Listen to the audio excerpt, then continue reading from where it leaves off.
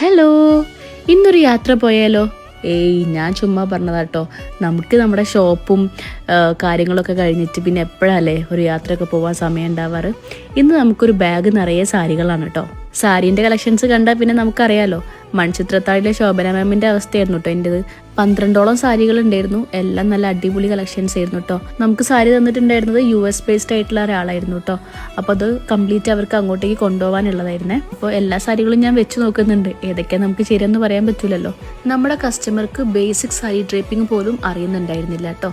അപ്പോൾ ആളുടെ റിക്വസ്റ്റ് പ്രകാരം ഞാൻ ഫ്ലഫി പ്ലീറ്റ്സ് ഒക്കെ മാറ്റിയിട്ട് പ്രസ്ഡ് പ്ലീറ്റ്സ് ആട്ടോ ഇപ്പം ഇന്ന് ചെയ്തിട്ടുള്ളത്. ആൾക്ക് ഒതുങ്ങി നിൽക്കണം, തടി തോന്നിക്കരുത്, അങ്ങനെ ഒരുപാട് റിക്വസ്റ്റും കാര്യങ്ങളൊക്കെ ഉള്ള കാരണം ഞാൻ മാക്സിമം എല്ലാ സാരിയിലും പ്രസ്ഡ് പ്ലീറ്റ്സ് ആട്ടോ കൊടുത്തിട്ടുണ്ടായിരുന്നത്. അതുമാത്രമല്ല, നമ്മൾ 2 ഡേയ്സിലാട്ടോ നമ്മൾ ഇത്രയും സാരീസ് നമ്മൾ പ്രീ പ്ലീറ്റ് ചെയ്ത് കൊടുത്തിട്ടുണ്ടായിരുന്നത്. തിരക്കുള്ള സമയമായതുകൊണ്ട് നമുക്ക് ഒരുപാട് ഫോട്ടോസും കാര്യങ്ങളൊന്നും ചെയ്യുന്ന സമയത്ത് എടുക്കാൻ പറ്റിയിട്ടുണ്ടായിരുന്നില്ല. അപ്പോൾ പിന്നെ പാക്ക് ചെയ്തതിന് ശേഷമുള്ള കുറച്ച് വീഡിയോസും ഫോട്ടോസൊക്കെ ആഡ് ചെയ്തിട്ടാട്ടോ ഉള്ളത്.